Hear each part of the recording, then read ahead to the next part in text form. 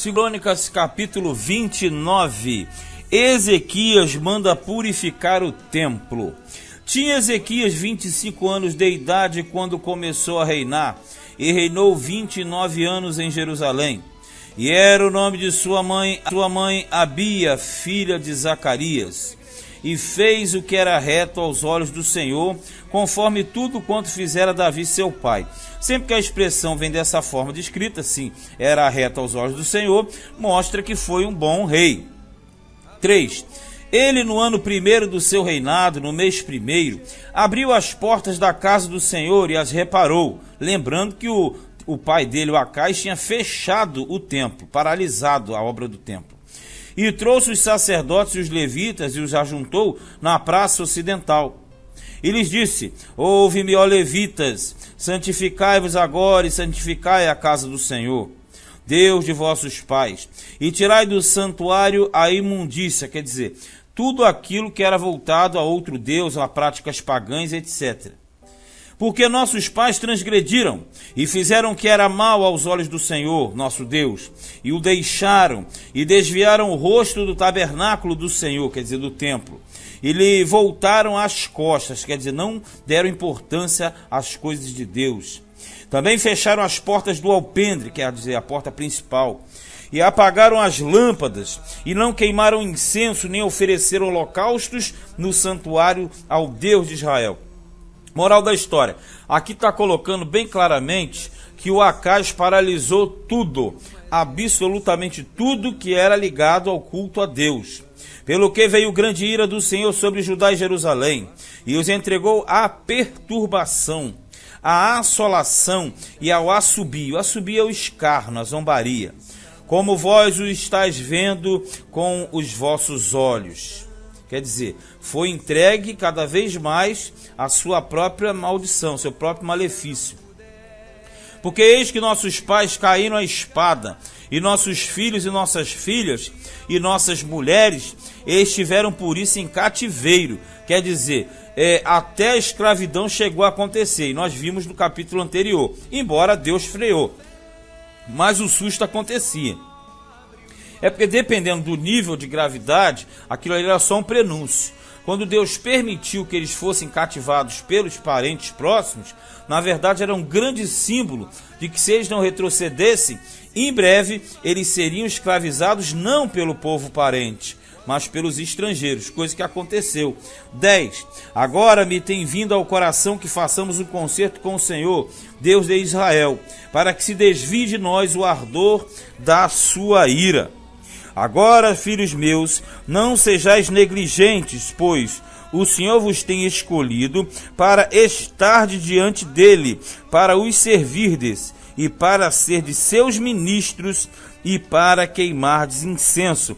Ele está falando a respeito da obra do tabernáculo que estava parada, e que os sacerdotes e levitas deveriam meter novamente a mão na massa e reconstruir tudo aquilo que o pai dele, o Acais, havia impedido, paralisado.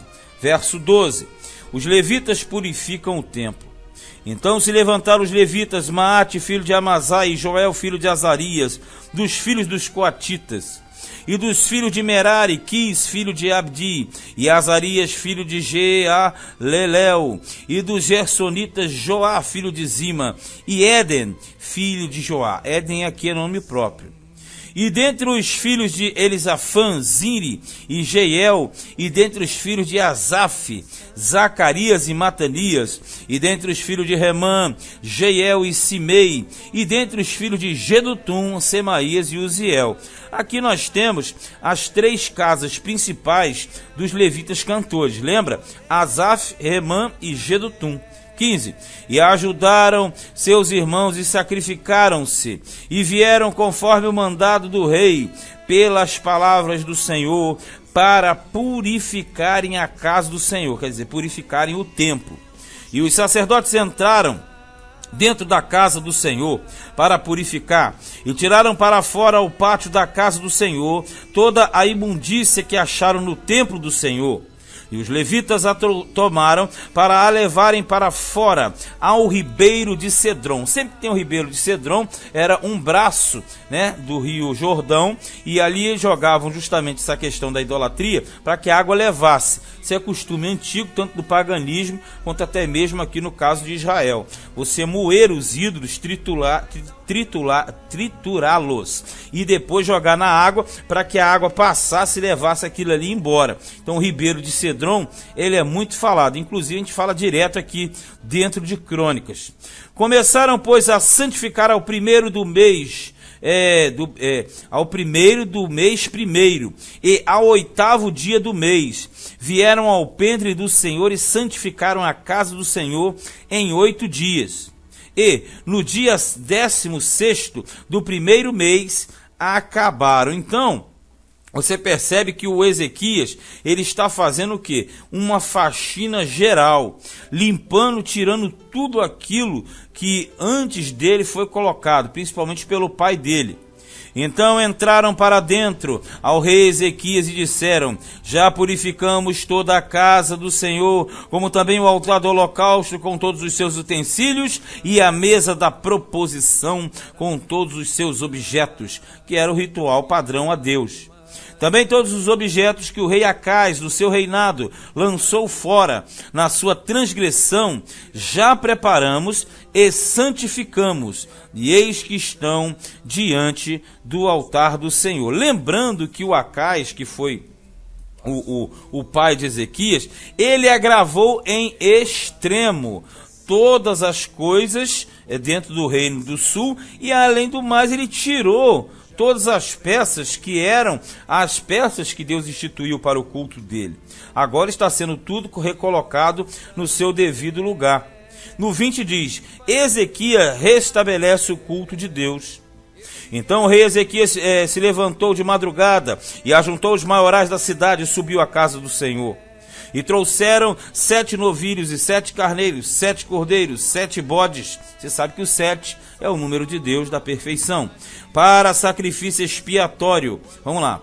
Pelo reino e pelo santuário e por Judá. E Ezequias disse aos filhos de Arão, os sacerdotes, que os oferecessem sobre o altar do Senhor, conforme o padrão. Veja que eles fizeram expiação. Você sabe que expiação é para cobrir pecado? Pelo reino, pelo santuário e por Judá. Então quer dizer, uma tríplice expiação. E eles mataram os bois, e os sacerdotes tomaram o sangue e o aspergiram sobre o altar. Também mataram os carneiros e aspergiram sangue sobre o altar. Semelhantemente mataram os cordeiros e espargiram o sangue sobre o altar, porque era a prática do sacrifício e a aspersão do sangue. 23. Então trouxeram os bodes para sacrifício pelo pecado perante o rei e a congregação, e lhes impuseram as mãos. Aí você sabe como é que funcionava o negócio. Aqui colocava a mão sobre o animal e transferia para o animal toda a culpa. E quando você fala trouxeram os bodes, eles fizeram o quê? O Yom Kippur, o dia da expiação. E os sacerdotes mataram e com o seu sangue fizeram expiação do pecado sobre o altar, para reconciliar a todo Israel, porque o rei tinha ordenado que se fizesse aquele holocausto e sacrifício pelo pecado por todo Israel. Tipo assim, tem que zerar nossa conta, porque está tudo completamente errado. E pôs os levitas na casa do Senhor, com símbolos, com alaúdes e com harpas, conforme o mandato de Davi e de Gade. Porque quem instituiu os músicos foi justamente Davi e o profeta Gade, que era da época, junto com Natã, o grupo que administrava Israel. Inclusive Natã está aqui na frente, ó. Gade, o vidente do rei, e do profeta Natã. Mas o vidente, na verdade, é o mesmo que profeta. Porque este mandado veio do Senhor por mão de seus profetas. Estavam, pois, os levitas em pé com os instrumentos de Davi, e os sacerdotes com as trombetas.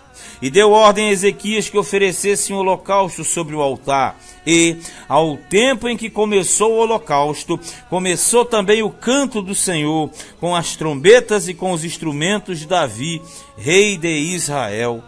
E toda a congregação se prostrou quando cantavam o canto, e as trombetas tocavam, tudo isso até o holocausto se acabar. E olha que era coisa pra caramba ali para sacrificar. E acabando de o oferecer, o rei e todos quantos com ele se acharam, se prostraram e adoraram.